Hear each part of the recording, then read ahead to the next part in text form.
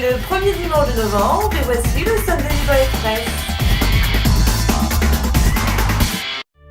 Ça grince des dents du côté de la famille Jackson.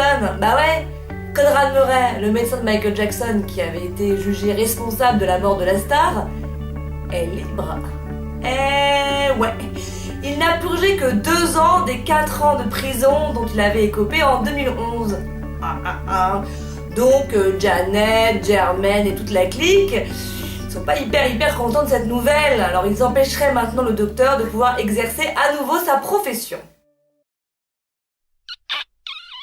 Que de bébés, nos retraites sont assurées, enfin surtout aux États-Unis, puisque il y a les bébés qui sont sortis, il y a le fils de Michelle Monaghan, ou encore le petit Liam, le fils de Michael Wortherly de NCIS, et puis il y a ceux qui sont en cours de fabrication. Alors on a celui de Jason Sudeikis et d'Olivia Wilde, Jade Lagardère, la femme de Arnaud Lagardère, attend leur 2e enfant. Et puis nous avons également Tony Parker, oui, le basketteur français a annoncé l'heureuse nouvelle sur son compte Facebook en disant que donc Axel, sa fiancée, attendait un petit garçon. Bon, ça va pas faire hyper plaisir, hein. Bah ouais, Eva Longoria, l'ex-femme de Tony. Bah, moi si j'étais Eva, ça me ferait pas hyper plaisir d'apprendre que mon ex va être papa. C'est jamais hyper agréable, hein. Bon, en même temps, l'actrice a retrouvé l'amour, elle serait avec un businessman. Voilà, donc tout le monde il est content.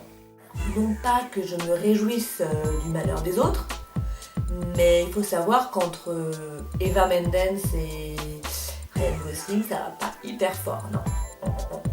Leur relation qui a débuté il y a 2 ans serait sur le point de se terminer dans les semaines à venir.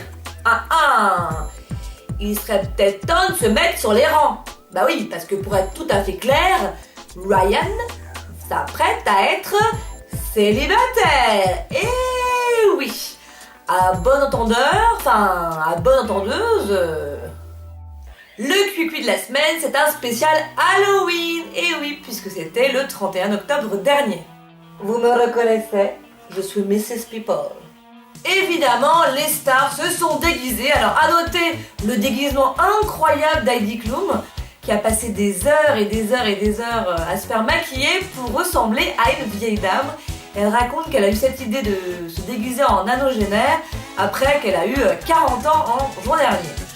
Autre déguisement à noter, c'est celui de Lily Allen. Alors, elle s'est déguisée en extraterrestre et la chanteuse a eu la mauvaise surprise le lendemain de voir qu'elle était allergique aux produits qu'elle s'était mis sur le visage.